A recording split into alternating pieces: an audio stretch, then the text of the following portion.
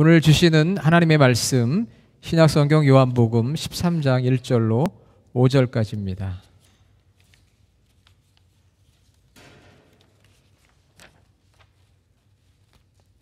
(169페이지) 요한복음 13장 1절로 5절까지 저희가 한 목소리로 크게 읽겠습니다.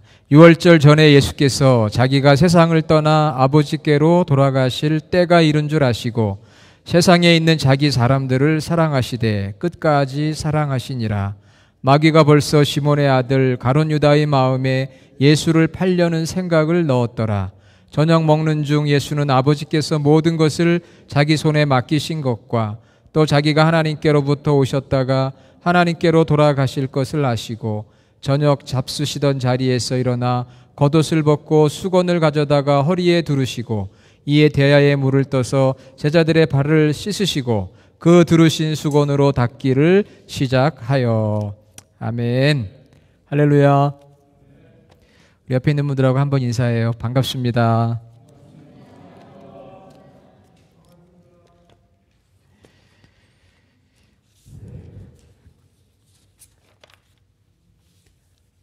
지난 금요일, 토요일 연합 부흥회가 있었습니다. 이번에 강사로 오신 유광신 목사님께서 말씀을 전하시면서 우리 기독교 신앙은 이런 것이다, 그렇게 정의를 하시면서 우리에게 쉽게 설명을 해주셨는데 저도 공감이 됐어요. 기독교 신앙이란 예수님을 믿고 구원받아. 여기까지 다 아시죠? 한번 따라해 볼까요? 예수님을 믿고 구원받아. 자, 그 다음에는 뭐냐면은 예수님처럼 사는 것이다. 따라해 봅시다. 예수님처럼 사는 것이다. 우리 크리스천, 이 기독교 신앙은 예수님을 믿고 구원을 받아서 예수님처럼, just like Jesus Christ, 예수님처럼 살아가는 것이다. 이렇게 명확하게 정의를 해 주셨어요. 이게 우리 신앙의 원리예요. 그리고 매일매일의 삶입니다. 예수님처럼 사는 것. 그리고 이것이 우리의 기도의 가장 중요한 주제이고 제목이기도 해요. 기도의 가장 중요한 제목. 하나님, 제가 예수님처럼 살기 원합니다. 그리고 이것이 주님의 꿈이고 우리의 꿈이에요. 예수님처럼 사는 것. 제가 부흥에 2번 말씀을 듣고 오늘 주일 설교 제목을 예수님처럼 이렇게 정하고 말씀을 준비를 했어요. 그런데 어제 저녁에 강사님께서 제가 전할 말씀을 미리 전하시더라고요. 물론 내용은 좀 다르지만 그래 제가 또 개인적으로 은혜가 됐습니다. 우리가 이민 생활을 합니다. 무엇이 성공일까? 여러분, 이민자의 성공은 무엇이라고 생각하세요? 아메리칸 드림을 이루는 것이잖아요. 모든 이민자들이 갖고 있는 어떤 그런 꿈이라는 게 있습니다. 그러나 우리 그리스도인들의 꿈은 예수님처럼 사는 것이 우리의 꿈입니다. 내가 얼마만큼 예수님을 닮아가고 있는가, 과거보다 오늘이, 오늘보다 내일이, 그것이 우리 삶의 기준이 되어야 하는 것이죠. 우리가 이 땅에서 어떤 아메리칸 드림을 이루는 거 귀합니다. 그러나 그보다 먼저 내가 예수님처럼 살아가고 있는가? 에베소서 4장 13절에 사도 바울은 이렇게 우리에게 말씀했어요. 우리가 다 하나님의 아들을 믿는 것과 아는 일에 하나가 되어 온전한 사람을 이루어 그리스도의 장성한 분량이 충만한 데까지 이르리니. 구원받은 성도들이 예수 그리스도의 분량으로 채워지고 주님의 모습으로 변화되고 닮아가는 것, 그것이 우리 영적 성장의 목표라고 분명히 말씀을 했습니다. 성숙한 성도는 주님을 닮아가는 거예요. 우리가 먼저는 예수님을 믿고 구원을 받아야 됩니다. 그걸 born again 크리스천이라고 그래요. 약자로 BA. 여러분이 칼리지 대학을 졸업하면 Bachelor of Art라고 하는 BA 학위 디그리를 받습니다. 그러나 born again 크리스천으로 끝나는 것이 아니라 그 다음에는 예수님처럼 살아가는 거예요. 그게 성숙한 성도입니다. 그래서 그 성숙한 성도는 maturity, MA, 우리 대학원을 졸업하면 마스터 오브 아트라고 하는 MA 학위를 받아요. 그래서 born again BA 성도들은 MA, maturity, 성숙한 성도. 성숙한 성도는 어떤 성도냐? 바로 예수님처럼 살아가는 성도, 예수님의 형상을 닮아가는 성도, 그리스도의 장성한 분량이 정말 그 주님의 그 모습이 내 안에서 충만해지고 드러나는 것. 우리 완벽하진 않습니다. 완전하진 않아요. 그 길을 향해 지금 가고 있는 거예요. 그래서 오늘 설교 제목이 예수님처럼 그렇게 나와 있죠. 예, 주보에 보면은 예수님처럼 하고 점점점이 있어요. 그거는 여러분이 거기에 채워 넣어야 되는 거라고 제가 말씀드렸어요. 자, 그러면 예수님처럼 그 다음에 들어가야 될 그 말은 뭐 어떤 말일까요? 예수님처럼? 또 보기를 드려야 되죠, 제가. 1번. 예수님처럼 혼자 살자. 같이 사니까 힘들어, 복잡해. 질렸어, 이제는 혼자 살아야지. 예수님처럼 혼자 살기. 자, 2번. 이번에는 좋은 걸로 좀 붙였습니다. 예수님처럼 가르치는 것. 예수님 잘 가르치셨어요. 수많은 사람들이. 우리 자꾸 가르치려고 그러죠. 뭔가를 가르치려고 그래요. 자, 세 번째가 중요하죠. 답이 될 수가 있습니다. 자, 3번은 예수님처럼 사랑하기.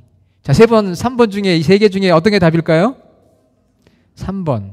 모르면 무조건 3번이에요. 예수님처럼 사랑하기. 예수님처럼 사랑하는 것. 예수님처럼 살아간다는 게 뭘까요? 가장 중요한 것은 예수님처럼 사랑하는 것. 사랑하는 것이 바로 예수님을 닮는 거예요. 오늘 요한복음 13장 1절로 5절 같이 읽었습니다.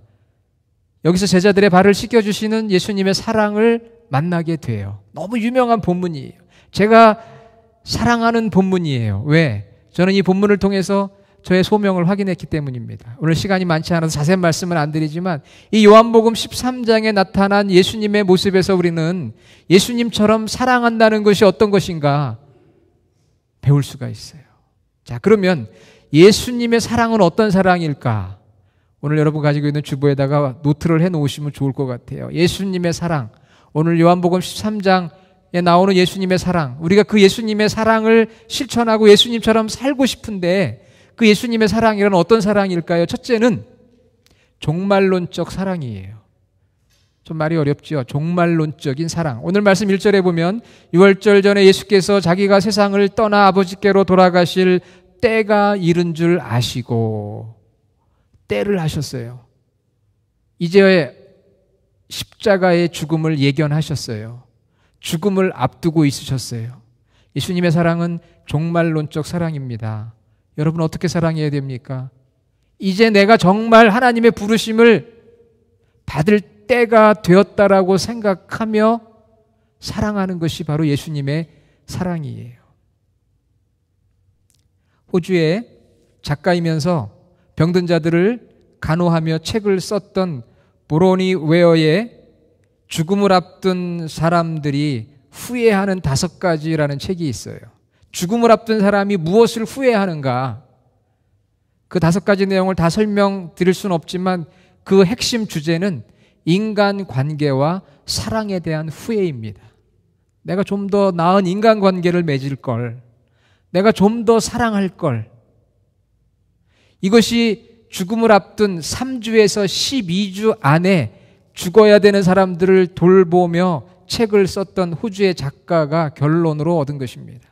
내가 이제 3개월만 산다면 무엇을 하겠어요? 더 많이 배우시겠어요? 더 많이 소유하시겠어요? 더 많이 즐기겠어요? 사랑하는 것밖에 없다는 것이죠. 관계를 회복하는 것, 사랑하는 것밖에 없다는 것입니다. 오늘 예수님께서 이제 마지막 십자가를 지시기 전에 남은 12 제자들을 향해 주님께서 무엇을 하실까? 더 많이 가르쳐야 될까요? 아닙니다. 사랑을 베풀어 주셨어요. 그 예수님의 사랑은 우리에게 종말론적 사랑을 권고하고 있는 것입니다. 만일 우리도 얼마 남지 않았다면 무엇을 하겠어요? 내가 얼마 남지 않았다면 배우자에게 무엇을 하겠습니까? 내가 얼마 남지 않았다면 자녀들에게 혹은 형제들에게, 교우들에게 무엇을 할 수 있겠습니까? 그것이 바로 사랑인 거죠. 우리는 많이 남았다고 생각하지만 언제 하나님의 부르심을 받을지 우리는 아무도 알지 못합니다. 예수님의 사랑은 종말론적인 사랑이었어요. 두 번째, 예수님의 사랑은 구별된 사랑이었습니다. 오늘 말씀의 13장 1절에 보니까 세상에 있는 자기 사람들을 사랑하셨다 그랬어요. 자기 사람들. 저는 이 말씀 읽으면서 자기 사람들을 사랑하는 거야 누구든 할 수 있지 않을까, 그런 생각을 해본 적도 있습니다. 여러분, 예수님이 이 땅에 오신 것은 인류를 구원하시기 위해 오신 거잖아요. 예수님이 십자가에서 죽으신 것도 인류를 구원하시기 위한 죽으심이었습니다. 예수님의 사랑은 위대한 사랑이었어요. 인류를 구원하시기 위해 오셨고 죽으셨어요. 그 예수님의 위대한 사랑의 여정 가운데 오늘 제자들을 향한 이 사랑은 어떤 사랑이었느냐? 구별된 사랑이었습니다. 여기에 말씀 13장 1절에 보면 자기 사람들을 사랑하셨다. 자기 사람들이라고 하는 이 표현은 헬라어로 이디오스라고 하는데 구별됐다는 뜻이에요. 구별된 사랑. 예수님의 사랑은 넓고 큰 사랑이에요. 인류를 위한 사랑이었어요. 그러나 그 사랑의 여정 가운데 오늘 예수님이 보여주신 사랑은 구별된 사랑. 여러분의 가족이 구별되지 않았습니까? 다른 사람들과 구별된 공동체가 가정 공동체예요. 우리 교회가 세상과 구별되어 있는 교회 공동체입니다. 부부간에, 부자간에, 형제간에, 혹은 친구들. 예수님께서 이웃 사랑하라 명령하셨지만 오늘 말씀 속에서 자기 사람들, 구별된 사람들을 사랑했어요. 이웃은 말할 것도 없지만 자기 사람들을 사랑하지 못할 때가 얼마나 많습니까? 예수님의 사랑의 출발, 온 인류를 위한 출발, 예수님의 사랑의 마지막도 온 인류를 위한 사랑이었지만 그 중간에 예수님이 보여주신 오늘 본문의 그 사랑은 바로 구별된 사랑, 제자들을 향한 사랑, 구별된 이 공동체, 가족, 교회, 친구들 혹은 가장 가까이 있는 사람들을 사랑하는 사랑의 모습을 보여주셨다는 거예요. 그런데 우리가 사실 보면 가장 가까운 사람들과 가장 많이 싸웁니다. 제가 들은 이야기인데 정말 이게 실제 이야기인지 아닌지는 좀 의심스럽기는 해요. 그런데 어떤 분이 전해주셔서 제가 여러분에게 전한다면은 한국 서울의 한 지하철에서 지하철 승객들이 싸움이 붙었습니다. 싸움이 붙었어요. 그런데 나이 지긋하신 분이 가서 싸움을 말립니다. 싸움을 말리면서 이렇게 이야기를 합니다. 여기서 왜 싸워? 싸우려면 교회 가서 싸워. 얼마나 비극적인 이야기입니까? 싸우려면 교회 가서 싸워. 왜? 교회는 싸우는 데니까 교회 가서 싸워야지. 왜 지하철에서 사람들 많은 데서 싸워? 이게 실화인지 아닌지는 모르겠어요. 그런데 그 이야기를 듣고 참 마음이 아팠습니다. 오늘날 많은 사람들이 교회를 싸우는 곳이라고 생각을 합니다. 갈등하고 분열하고. 그게 현실이잖아요.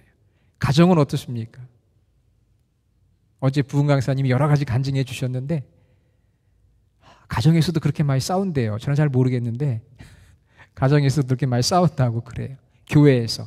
구별된 자들의 모임에서 사랑하지 못하고 오히려 싸우는 거예요. 미워하는 거예요. 또 분노하는 거예요. 그런데 예수님 말씀하셨잖아요. 자기 사람들을 사랑하셨다.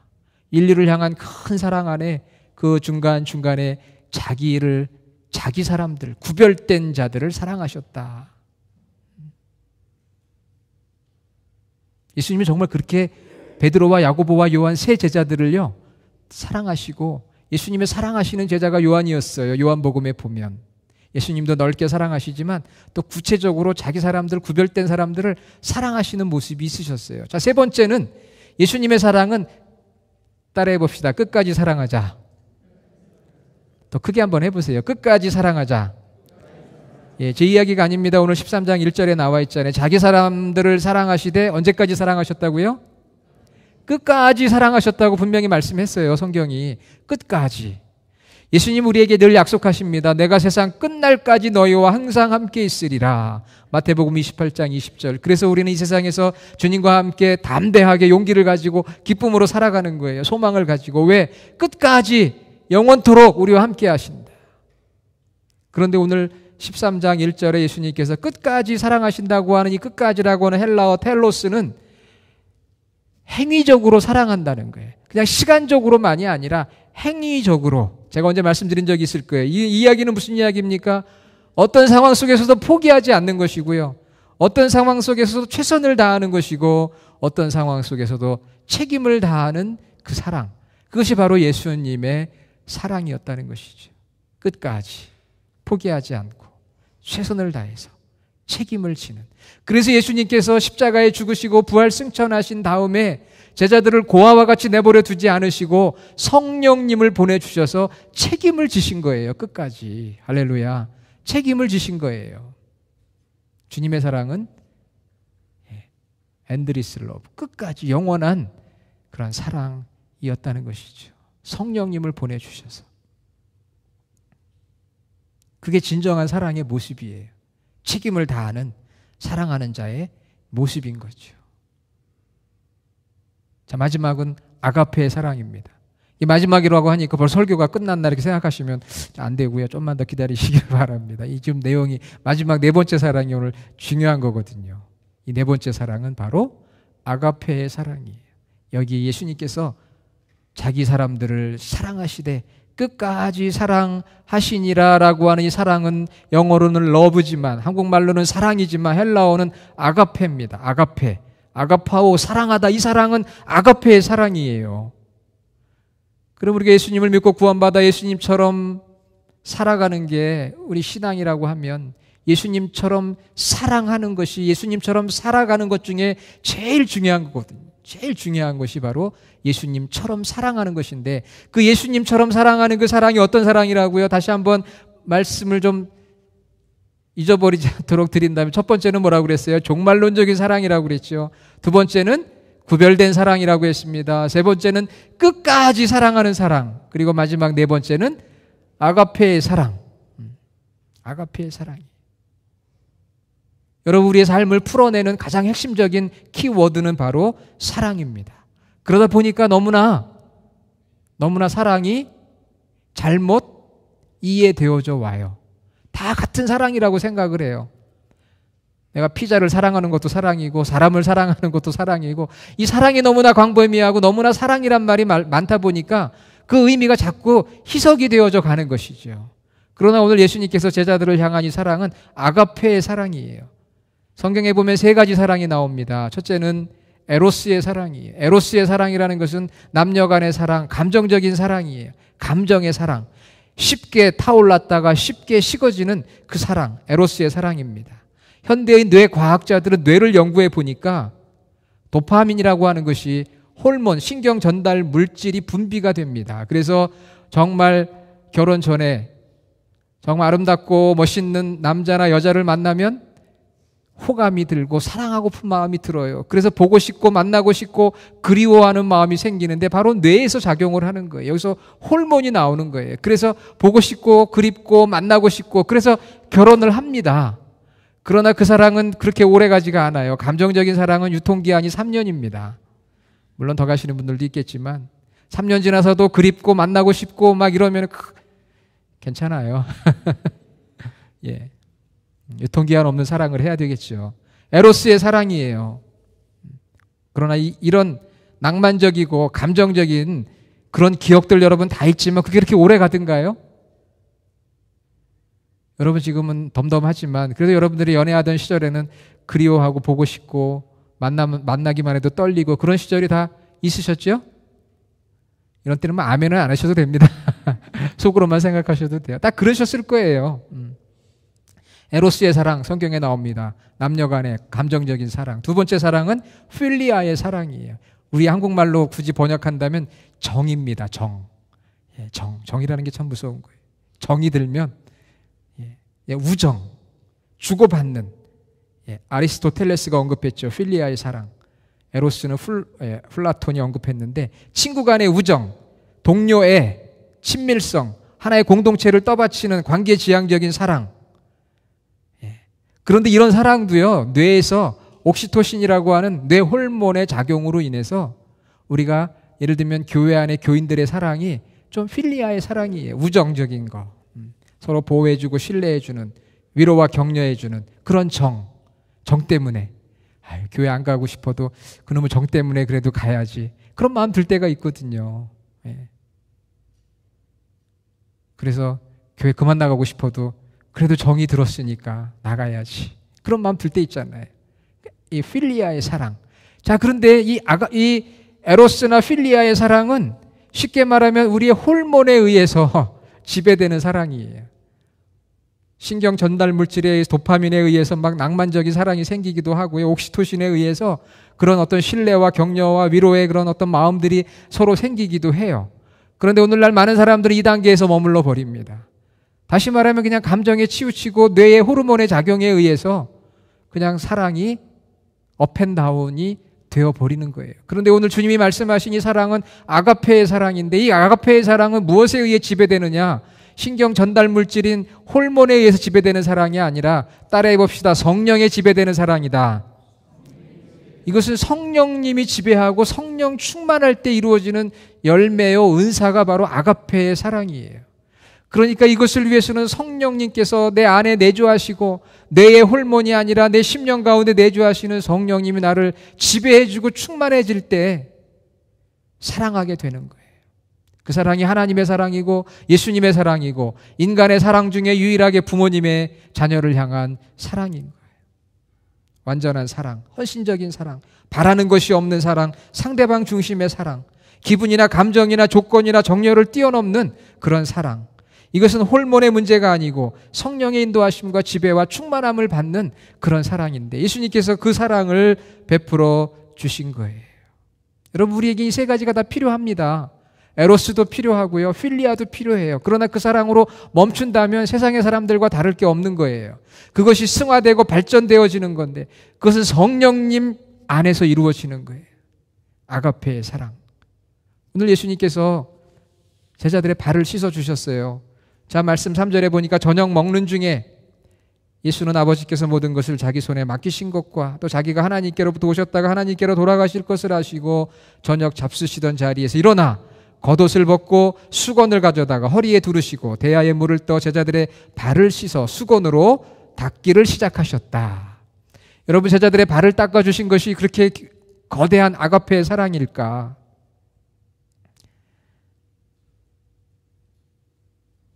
예, 아가페의 사랑입니다. 유대인들은 식사하기 전에 손과 발을 닦습니다. 왜?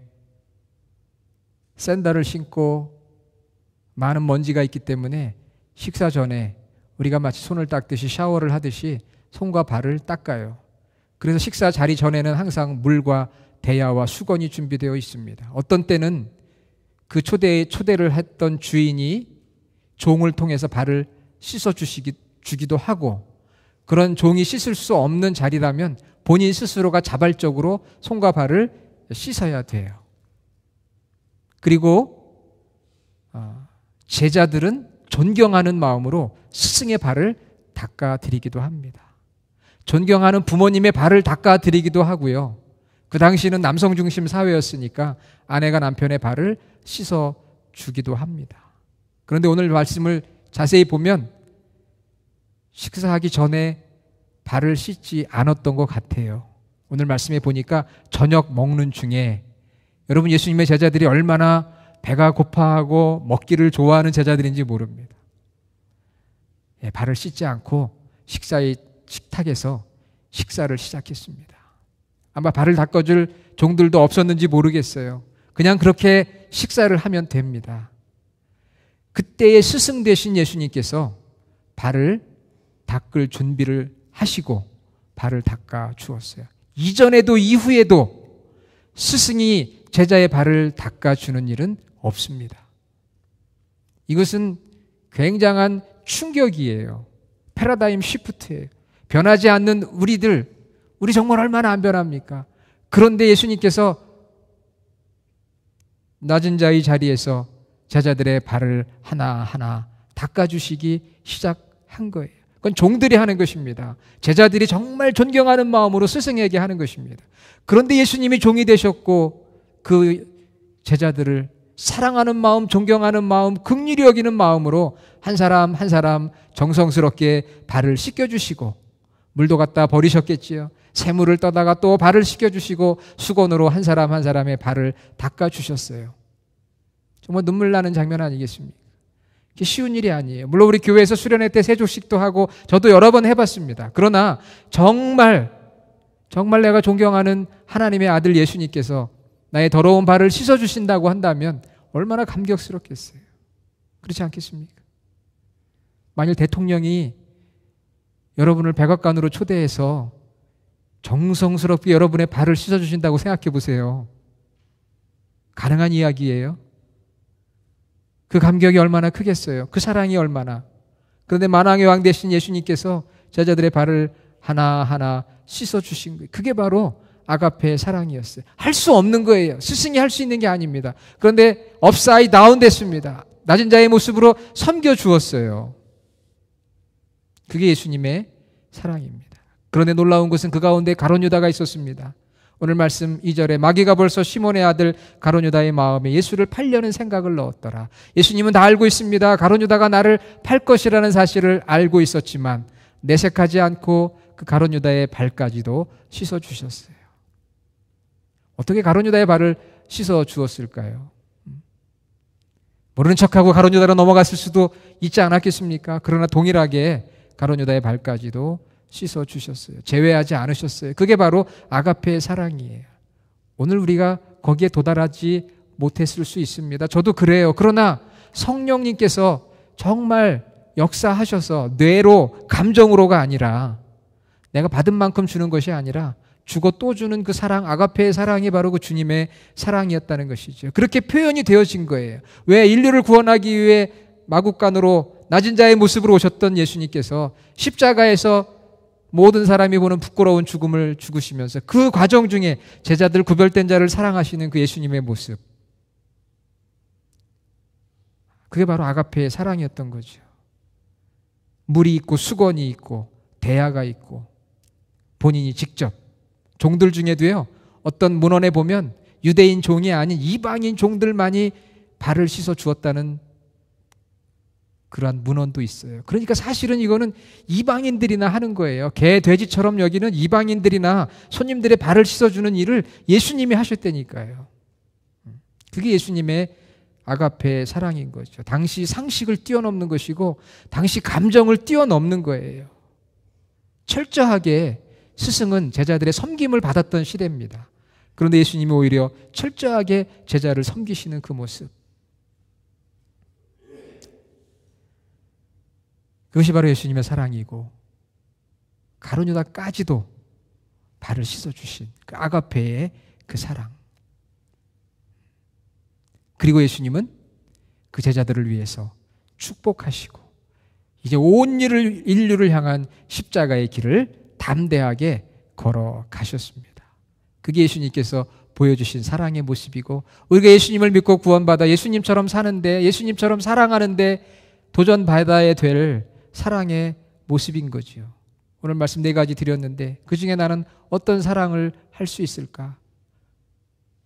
뇌에 지배받고 감정에 지배받는 것이 아니라 성령의 열매, 성령의 은사가 사랑이니까 성령님, 우리가 그걸 놓고 기도하는 거예요. 이번 강사님이 얘기하셨는데 우리가 기도 많이 한다고 해서 그저 주님 주시옵소서라고 기도하는 것이 아니라 내가 이런 삶을 살게 해달라고, 내가 그런 삶을 살지 못하니까 그러한 삶을 살게 해달라고 치열하게 몸부림하면서 성령님의 도우심을 구하는 것이 바로 오늘 우리의 기도가 되어야 한다고 말씀을 해주셨는데 저도 공감을 했어요. 그걸 놓고 기도하는 거예요. 나도 주님처럼 사랑할 수 있는 자가 되게 해주십시오.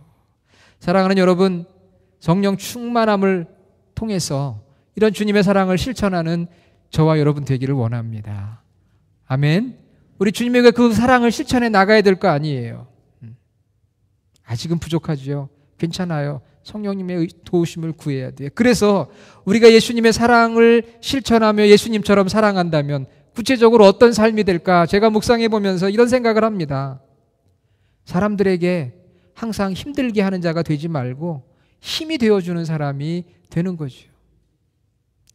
끌려다니는 자가 되지 말고 이끌어주는 사람이 되어야 합니다. 이끌어주는 사람. 우리 교회 직분자들은 이끌어주는 사람이에요. 끌려다니는 게 아니에요. 내 한 몸 신앙생활하는 게 아닙니다. 영향력을 미쳐서 사람들을 이끌어주는 사람이 바로 교회의 직분자지요. 돌봐줘야 할 수준에 머물지 말고 돌봐주는 사람, 넘어지는 자가 되지 말고 세워주는 사람, 받기만 하는 자가 되지 말고 주기에 넉넉한 사람, 약점만 보고 불평하는 자가 아니라 장점을 보고 칭찬하는 사람, 난 할 수 없어 포기하는 것이 아니라 희망을 주고 주님 안에서 할 수 있다고 말하는 사람, 상처받고 꼬여있는 자가 아니라 회복하고 풀어주는 사람, 분열시키는 자가 아니라 하나 되게 만드는 사람, 사람을 화나게 하고 열받게 하는 것이 아니라 늘 웃음을 주고 기쁨을 주는 사람, 이런 사람이 바로 예수님처럼 사랑하는 삶인데요. 이게 내 감정으로 되는 게 아니고요, 내 지식으로 되는 게 아니고 내 경험으로 되는 게 아니더라고요.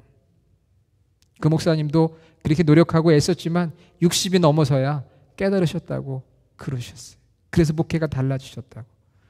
이제는 성령님의 도우심을 구하는 기도를 하신다고. 저는 그분이 하루에 2시간, 3시간 기도하신다고 그래서 굉장히 많은 기도를 하시는 줄 알았어요. 그런데 본인이 고백하더라고요. 그런 삶을 살기 위해서 기도하신다고. 내가 그런 사람을 예수님처럼 살기 위해서 그렇게 기도하신다고 하더라고요. 예수님은 제자들의 발을 씻기신 다음에, 자, 여러분 요한복음 13장 15절을 한번 보세요. 예수님이 발을 씻기신 다음에 어떻게 말씀하셨나? 13장 15절 같이 읽겠습니다. 내가 너희에게 행한 것 같이 너희도 행하게 하려 하여 본을 보였노라. 예수님이 제자들의 발을 씻겨주셨습니다. 곧 죽음의 자리로 나가십니다. 예수님이 그 사랑을 베풀어 주시면서 우리에게 뭐라고 말씀하십니까? 내가 너희에게 한 것처럼 너희도 그렇게 하라. 그게 예수님의 말씀이에요. 그리고 나서 여러분 13장 34절 보세요. 같이 읽겠습니다. 새 계명을 너희에게 주노니 서로 사랑하라.